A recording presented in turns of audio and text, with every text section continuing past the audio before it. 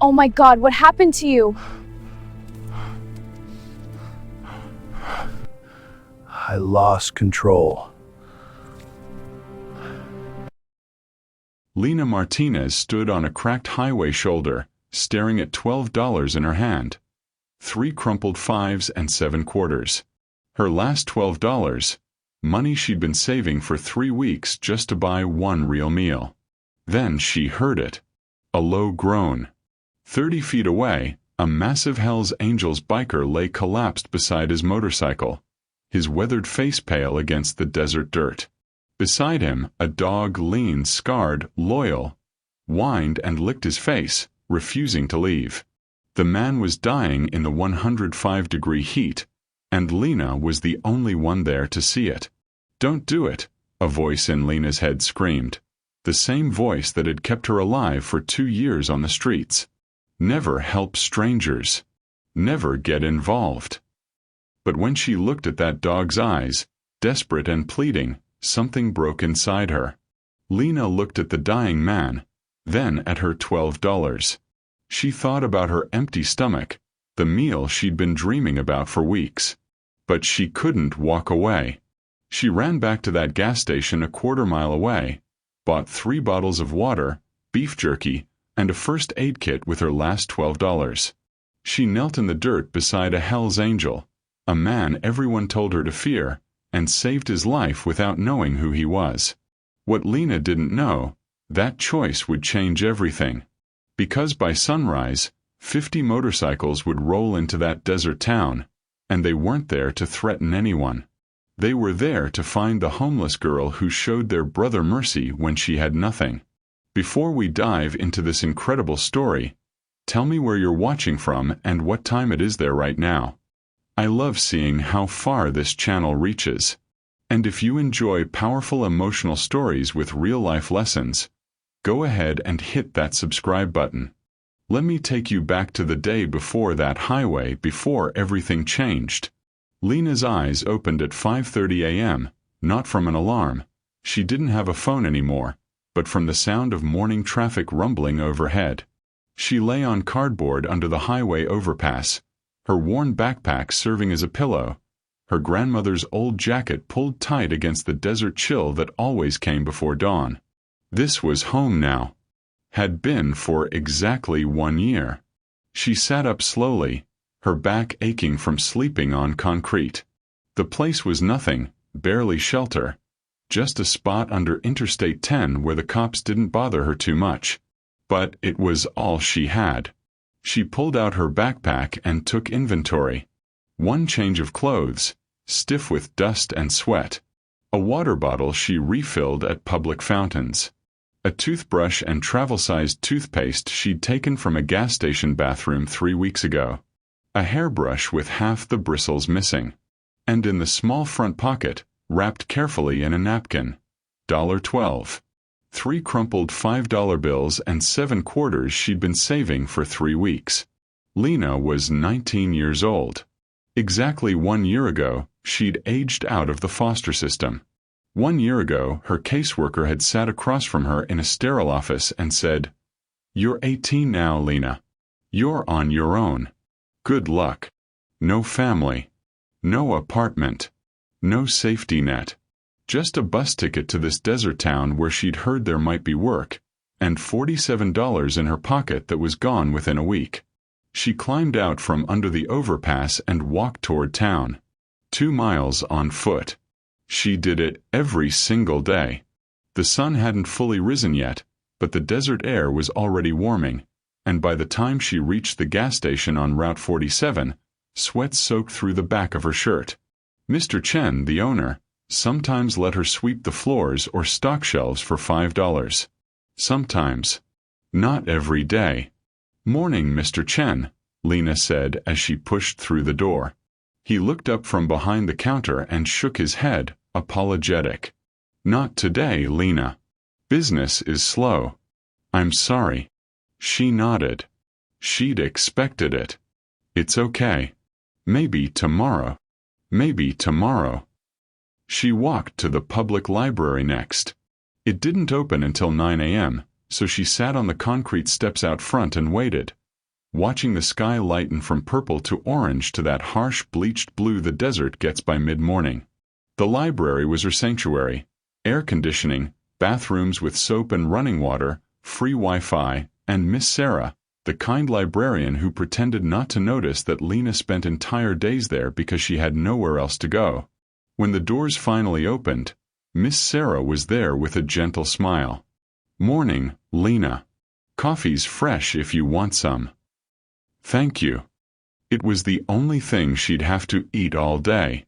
A cup of free coffee with 2 sugars and 1 creamer. She sat at a computer in the back corner and searched for job listings. Dishwasher, janitor, anything that paid cash. But every application asked for an address, a phone number, references, things she didn't have, things that separated people like her from the rest of the world.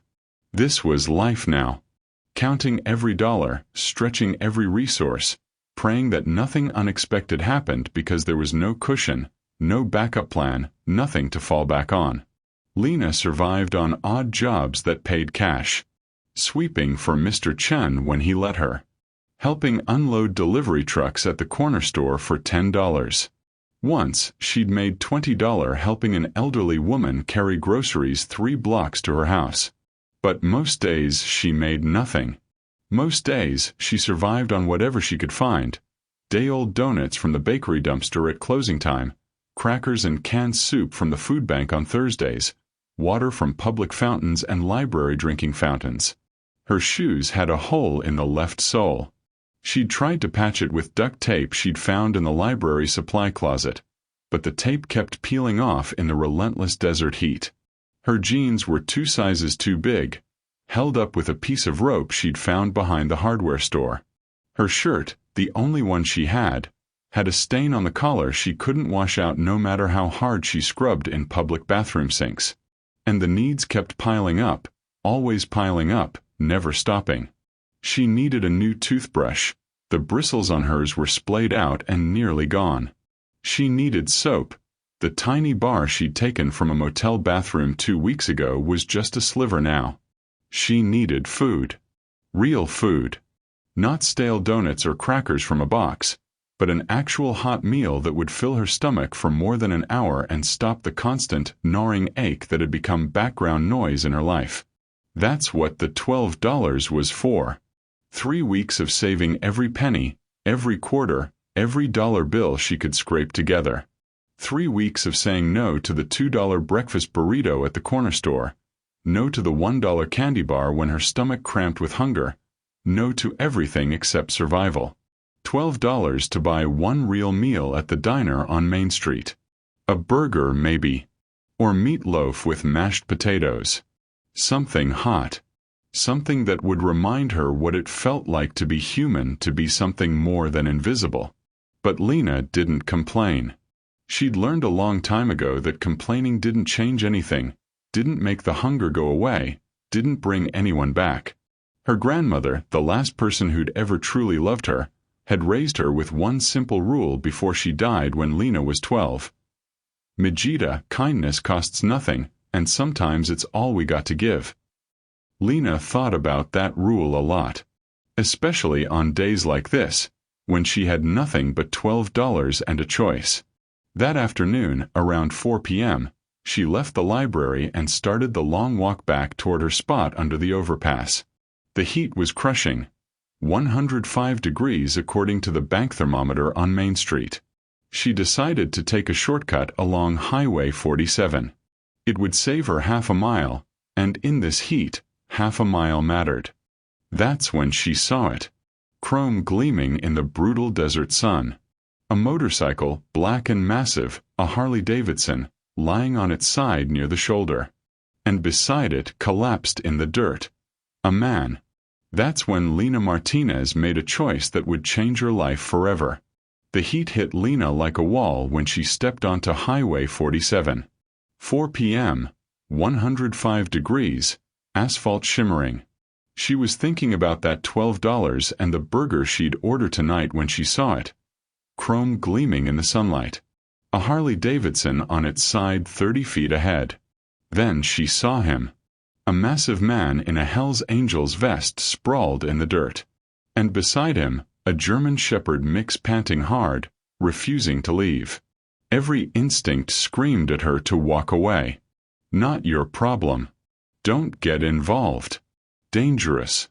But the dog looked at her. Those desperate eyes locked onto hers, and something inside Lena broke. She approached carefully.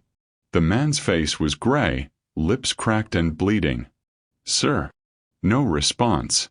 She checked his pulse. Weak, rapid. Dehydration. Heat stroke. His phone was locked, no signal. The road stretched empty. No cars. No one. Lena looked at her $12, then at the dying man. A memory flashed. Her grandmother in a hospital bed. La familia no es de sangre, Megida. Es de corazón. Family isn't blood, little one. It's heart. The dog licked her hand. Lena ran. Quarter-mile to the gas station. Lungs burning. Need water. Food. First aid kit. Emergency. 3 bottles. Beef jerky. First aid kit. $11.73. She counted out everything and ran back. The man was unconscious. She lifted his head, trickled water into his mouth. He coughed. "Who?" "Sure. You're going to be okay." She poured water for Rex, cleaned the man's road rash with shaking hands, wrapped gauze around his arm. The sun was setting, temperature dropping. His breathing steadied, color returning. Rex lay down beside them, exhausted. Lena sat back. 27 cents left. Empty stomach. No meal. But the man was alive. She found a card in his vest. Phoenix MC Clubhouse with a number. Her phone was at 3%. She called, left the location. The man's eyes opened again, clearer. "You helped me." "Why?" Lena glanced at Rex. "Your dog asked me to." A weak smile. "What's your name?" "Lena. Lena Martinez." "Jack Callahan. They call me Grim." His eyes closed, but his breathing was steady. In the distance, a rumble. Growing louder. Motorcycles. Backup coming. She should leave. Before anyone asked questions. Before anyone looked too closely at the homeless girl with holes in her shoes and 27 cents. But she stayed. Sitting in the dirt beside a Hell's Angel and his dog, waiting for whatever came next. 3 motorcycles roared up the highway, skidding to a stop in a spray of gravel. Bikers jumped off running. A big guy with a shaved head dropped to his knees beside Jack. Grim. Jesus, Grim. A younger woman in a leather vest knelt on Jack's other side, then looked at Lena. "Did you call this in?" Lena nodded, backing away. Her job was done. Time to disappear. The woman's eyes swept over her. Worn shoes, 2 big jeans, thin frame, dirt-streaked clothes. Understanding flickered. "You helped him." Yes. He needed water. He was. "She saved his life," Jack mumbled. His eyes opened. "Spent her last money. On me. And Rex." The big guy turned. "How much?" "It doesn't matter. He's okay. That's what matters." Sirens wailed. An ambulance appeared, lights flashing. Paramedics loaded Jack onto a stretcher. Rex tried to follow, whining. "He's my service dog," Jack said weakly. "He comes with me." The paramedics nodded. Rex jumped into the ambulance as the doors closed. The woman approached Lena. "I'm Blaze. VP of Phoenix MC. What's your name?" "Lena." "Where are you staying, Lena?" "Around." Code for nowhere. Blaze's eyes sharpened. She saw through it. She pulled out her wallet, peeled off 5 20s. "For what you spent." Lena stepped back. No, I don't want money. I just wanted to help. Kid, you gave up everything for a stranger. It was the right thing to do. That's all. Blaze studied her, respect crossing her face. What did Grim say your name was? Lena Martinez. Blaze wrote it on her hand. Grim's going to want to thank you properly. We don't forget debts. The big guy walked over.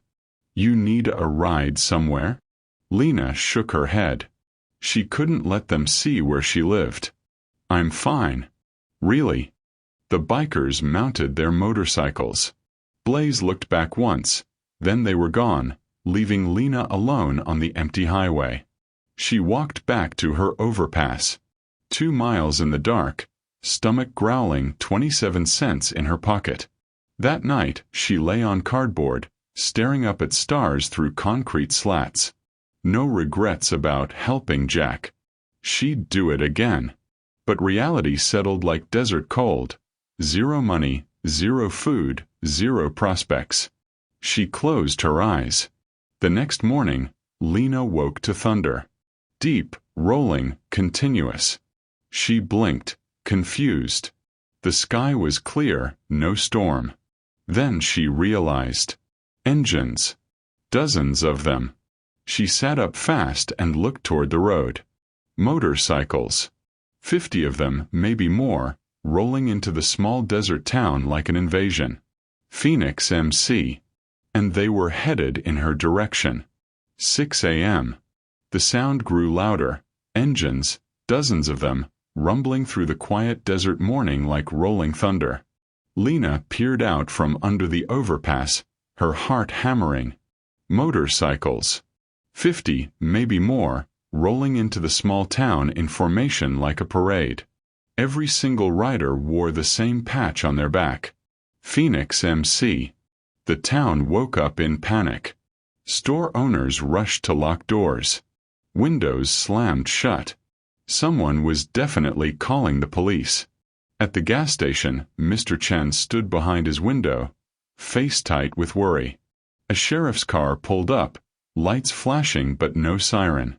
Sheriff Torres got out, walking toward the lead biker with his hand resting on his belt. Not hostile but cautious. Lena stayed hidden, watching from a distance. Were they looking for whoever hurt Jack? A rival club. Why were there so many? Then Blaze spotted her. Even from across the street, Lena saw her face change. Blaze pointed, said something to the others. 5 bikers started walking in Lena's direction. Fight or flight kicked in. Lena turned to run. Lena! Wait! She stopped, terrified but curious. Blaze approached slowly, hands visible, non-threatening. We're not here to hurt you. Opposite, actually. What do you want? Grim wants to thank you. He's at the clubhouse, recovering. Wants you to come. I don't want anything. I already told you. The big guy from yesterday stepped forward. Kid, we know you're living under that overpass. Heat flooded Lena's face. Shame, sharp and immediate. Blaze's voice softened. No judgment. Just truth. Grim wants to meet you. As equals. Not charity. An older biker with a gray beard spoke up. He doesn't forget debts. Especially life debts. The town had gathered now, watching from doorways and windows, whispering. Mr. Chen stepped outside, worried. She okay? She's fine, Blaze said. We're friends. Miss Sarah came out of the library. Lena, do you want me to call someone? Lena looked at them, Mr. Chen, Miss Sarah, even Sheriff Torres watching from his car. These people cared in their way. They'd let her exist on the edges of their town, given her small kindnesses when they could. She took a breath. Okay, I'll come. But I'm not taking any money. Blaze smiled. We'll see about that. The motorcycle ride was terrifying and exhilarating. Lena wrapped her arms around Blaze as they flew down the highway, wind screaming past. Her first time on a bike. She'd never felt so alive. The clubhouse was a converted warehouse, surprisingly clean, organized. Bar area, pool tables, walls covered with photos. Charity rides. Food drives. Homeless outreach. Then she saw Jack in a leather chair, leg elevated. Rex at his feet. The dog bounded over, tail wagging, nearly knocking her down. Despite everything, Lena laughed. Jack stood slowly, extending his hand. Lena Martinez. Sit. She sat, nervous. Rex settled beside her. Doctor says I would have died out there, Jack said. You saved my life. I just did what anyone would do. No. Most people wouldn't. Especially not for someone who looks like me. He gestured to a newspaper. Hell's Angels headline. People see the vest and cross the street. Lena nodded. People see me and see a junkie. I'm just homeless. Jack's eyes softened. Age out of foster care? How did you? I recognize the signs. His voice caught. I had a daughter, Maria. Foster system took her 15 years ago. I was in a bad place. Drugs, not fit to be a father. He showed her a photo. Little girl, maybe 7, bright smile. I cleaned up. Got sober. Built this club into something good. But by the time I was ready, she'd aged out. Disappeared. Tears shone in his eyes. 8 years searching. Never found her. I'm sorry. Phoenix MC helps. Homeless youth, veterans, families. What Maria would have wanted.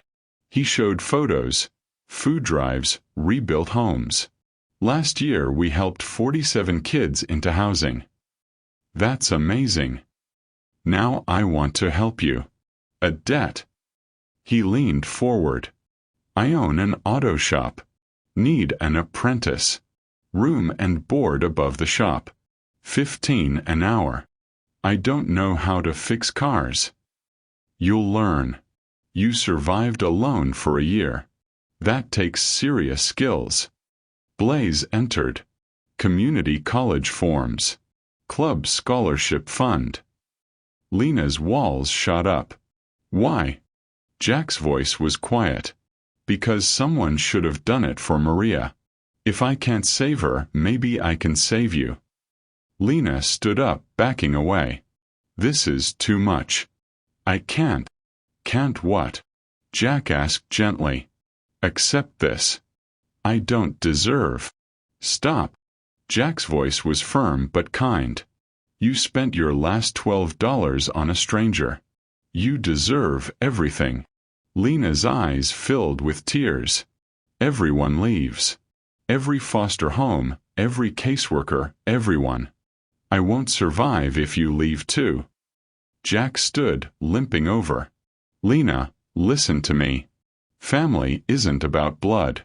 It's about loyalty. You showed me loyalty when I was dying. That means something here. Blaze stepped closer. In the MC, loyalty is everything. You're already family. You just don't know it yet. I'm nobody, Lena said, crying now. I'm just a throwaway kid from the system. Jack took her hands in his. You're Lena Martinez. You're brave, kind, and stronger than anyone I've ever met. And if you'll let us, we want to be your family. Rex nuzzled her leg, whining softly. Lena looked at the dog, then at Jack, then at the bikers gathered around. She saw no pity in their faces. Just respect. Just welcome. What if I fail? What if I can't do this? Then we help you up and try again. That's what family does. Long pause. Lena fought every instinct screaming at her to run. Finally, okay, I'll try. But I'm working for everything. No handouts. Jack grinned. Deal. You start Monday at the shop. We'll move you into the apartment this weekend, Blaze said. Another biker brought out a box. Groceries, toiletries, new work boots. Lena stared, overwhelmed. I don't know what to say. Say you'll stay for dinner. Rex won't eat unless you're here. For the first time in years, Lena laughed. Really laughed. She sat back down, Rex's head in her lap, surrounded by people who actually wanted her there. Jack smiled. Oh, and Lena. About your road name, we'll figure that out together. When you're ready. 2 weeks later, Lena was settling into the apartment above the auto shop. Learning the basics, oil changes, tire rotations, brake pads. Jack was a patient teacher, showing her everything. Rex followed her everywhere, officially her dog now. Even the town was warming up. Mr. Chen waved when she passed.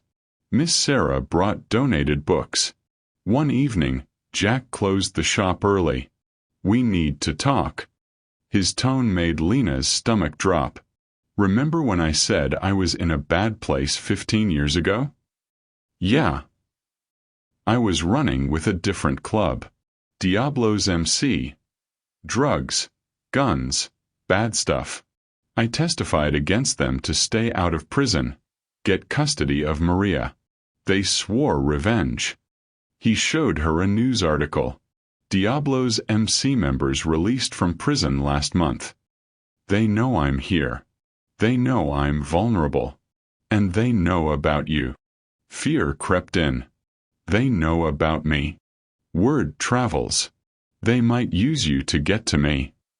Blaze arrived with 2 other bikers. We're putting protection on both of you. Round the clock. Lena's walls shot back up. I should leave. I'm putting you in danger. Jack grabbed her shoulders. No. Running is what I did 15 years ago, and I lost Maria because of it. We face this together. But I'm not. You're family now. We protect family. Always.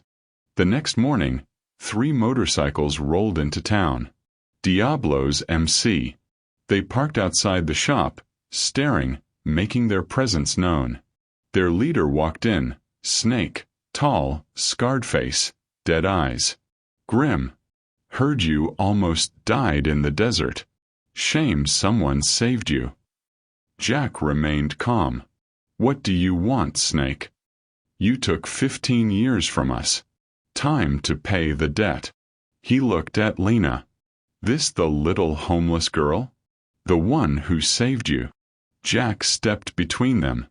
She's got nothing to do with this. Everything to do with it. You care about her. That makes her leverage.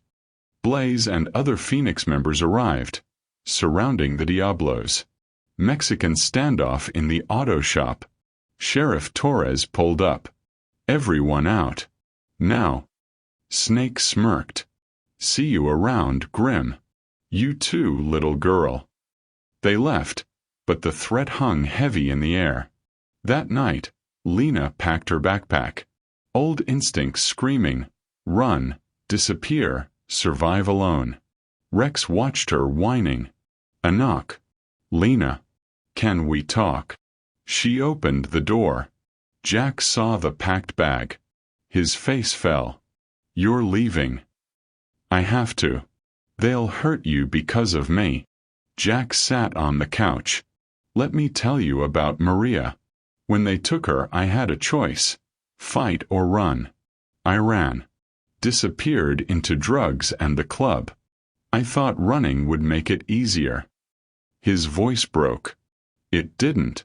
It just meant I lost her forever. Biggest regret of my life. I'm trying to protect you. And I'm trying to protect you. But not by letting you run. By standing together. Blaze appeared in the doorway. Club voted. Unanimously. We fight. Together. Other bikers gathered behind her. Big Mike, Razor, Maria, Flacco, Wheels. Each one spoke. I'm staying. I'm fighting. Your family. Lena was crying. I've never had anyone fight for me before. Jack stood. Well, now you do. Question is, will you fight with us? Lena looked at Rex, at Jack, at all these people who chose her. She unpacked her bag. What's the plan? Jack grinned. Now that's my girl. They planned. Reinforced the shop. Security cameras. Called in favors from allied clubs. Blaze taught Lena basic self-defense. Rex was formalized as a guard dog. Phoenix MC called in 50 additional members. Small-town meeting followed. Sheriff Torres. Community leaders. I can't officially endorse vigilante justice, the sheriff said, but I can't protect you 24/7 either. Mr. Chen stepped forward. We protect our own. Lena's one of us now. Miss Sarah nodded. The library will be a safe zone if needed. The whole town rallied. Lena realized she wasn't just part of the club. She was part of the community. Night before the confrontation, Jack and Lena sat outside under stars. Whatever happens tomorrow, Jack said, you gave me something I thought I'd lost forever. What's that? Hope. Purpose. A reason to believe family can be real again. You gave me that too. Jack handed her something. A leather vest. Patches reading Phoenix MC Prospect. On the back embroidered, Phoenix. Because you rose from the ashes. Just like this club. Just like me. Lena put it on. First time in her life, she felt like she belonged somewhere. Next day, 2 p.m. Diablo's MC rolled in. 15 strong. Phoenix MC was ready. 50 members surrounded the auto shop. Sheriff Torres stood by his car. Whatever happens stays non-violent or everyone goes to jail. Snake walked up to Jack. Last chance. Walk away from the shop, the town, the girl. Or we burn it all down. No. Snake pulled a knife. Then we start with her. He moved toward Lena. Rex lunged, teeth bared, growling. Lena stood firm, wearing her vest. I'm not afraid of you. Snake laughed. Stupid little girl playing biker. Blaze stepped forward. She's not playing. She's Phoenix. You touch her, you deal with all of us. The standoff intensified. Weapons appeared on both sides. Then, unexpected, the roar of more motorcycles. Another club arrived. Iron Serpents MC. Their president, an old guy in his 70s named Pops, got off his bike. Heard there was trouble. Came to see for myself. He looked at Snake. You threatening kids now? That's a new low, even for Diablos. Stay out of this, old man. Can't. 40 years ago, Grimm's father saved my life. I owe the Callahan family a debt. That means I owe this girl too. Iron Serpents stood with Phoenix. Numbers overwhelmingly against Diablos now. Sheriff Torres stepped forward. Snake, your move. But know this, every person here will testify against you. Mr. Chen held up his phone. Already streaming live. Whole internet watching. Snake realized he'd lost. Outmaneuvered. He spat on the ground. This isn't over, Grimm. Yeah, it is. You had 15 years to move on. Time to let it go. Diablos left. Tails between legs, reputation shattered. The community erupted in cheers. Pops shook Jack's hand. Your old man would be proud. He looked at Lena. You too, kid. Takes guts to stand when you could run. That night, celebration at the clubhouse. Both clubs, townspeople, everyone.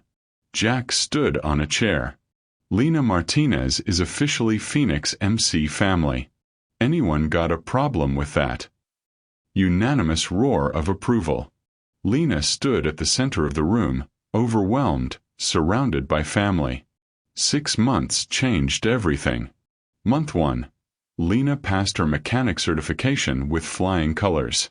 She was working full-time at Martinez Custom Garage. Jack had renamed it in her honor. She enrolled in community college, business management classes. Rex stayed by her side, officially registered as her emotional support animal. Month 2. Phoenix MC launched Road Home, a program for aged-out foster youth. Lena co-founded it with Jack. 3 kids placed in transitional housing the first month. Local news ran the story. Former homeless teen now helps others. Month 3. Lena was promoted to full member of Phoenix MC. Not prospect anymore. Full member. Vest ceremony in front of 100 people. Jack presented her with a custom leather vest. Her name embroidered. She gave a speech that made half the room cry. Family isn't who abandons you. Family is who stands beside you in the fire and doesn't let you burn alone. Month 4. Road Home expanded to 3 neighboring towns. 12 homeless youth helped. Housing, jobs, education. A documentary crew interviewed her. "What made you help Jack that day?" they asked. Her answer: "His dog looked at me like I mattered. I'd forgotten what that felt like." The documentary went viral. 3 million views. Donations poured in. Month 5. Jack officially adopted Lena. Legal adult adoption. Her last name was Callahan now. Lena Maria Callahan. Middle name after Jack's lost daughter. Lena had insisted. Courthouse ceremony with 50 bikers in attendance. Sheriff Torres as witness. The judge said, "In all my years, I've never seen anything quite like this family." Lena cried. "I always wanted a dad. I just never thought I'd find one who'd fight for me." Month 6. Martinez Custom Garage expanded. 2 more homeless youth hired as apprentices. Lena led the team, teaching what Jack taught her. Phoenix MC now ran 3 programs. Road Home, Iron Road for veterans, Safe Haven for domestic violence survivors. National recognition followed. Smithsonian exhibit on modern family structures. Lena spoke at a foster care reform conference in Washington, D.C. Her message was simple. The system failed me. But one act of kindness gave me a family that never will. 1 year after that day in the desert, they celebrated. Barbecue at the auto shop, community gathered, banner reading. 1 year of Road Home, 47 lives changed. Jack speech. My daughter Maria is still out there. I haven't found her. But I found 47 kids who needed family. That's 47 reasons to keep going. Lena smiled. And one of those kids found me. Later, closing up, Lena took out the trash. Someone in the alley. A young girl, maybe 16, Hispanic, dirt-smudged, worn backpack. Hiding behind the dumpster with a stray dog. Lena's heart recognized the scene. It was her 1 year ago. Hey, you okay? Defensive. I'm fine. I used to sleep behind this shop. When's the last time you ate? Stomach growl. I don't need charity. Lena smiled sadly. I said the same thing once. She sat on the ground. My name's Lena. What's yours? Isabella. Izzy. How old? 17. Aged out next month. Lena pulled out her phone. Picture of herself 1 year ago. Gaunt, hollow-eyed. This was me. Last $12. Spent it saving a stranger. Another picture. Her now, healthy, surrounded by family. This is me now. Because someone gave me a chance. What changed? I let someone help me. Hardest thing I ever did. Rex walked over, nuzzled Izzy's hand. What's his name? Rex. He looked at me like I mattered when I'd forgotten I did. Lena extended her hand. Come inside. No strings. Just dinner. I don't want pity. Good. Neither did I. I'm offering family. Earned, not given. Izzy took her hand. Inside, Jack understood immediately. Hey there. I'm Jack. You hungry? Izzy nodded. Later, after Izzy fell asleep on the couch with Rex, Lena and Jack sat outside under stars. You know what you're signing up for? Jack asked. Yeah. Same thing you signed up for with me. Worth every mile. Proud of you, kid. Proud of you too, Dad. The first time she'd said it out loud. Jack pulled her into a hug, both crying. I didn't find Maria. But I found a daughter who chose me. And I found a father who fought for me. Fair trade. And that's it for today's video. If you enjoyed it or learned something new, make sure to hit that like button. It really helps support the channel. If you're new here, don't forget to subscribe and turn on notifications so you don't miss what's coming next. Drop your thoughts or questions in the comments. I'd love to hear from you. Thanks so much for watching, and I'll see you in the next one.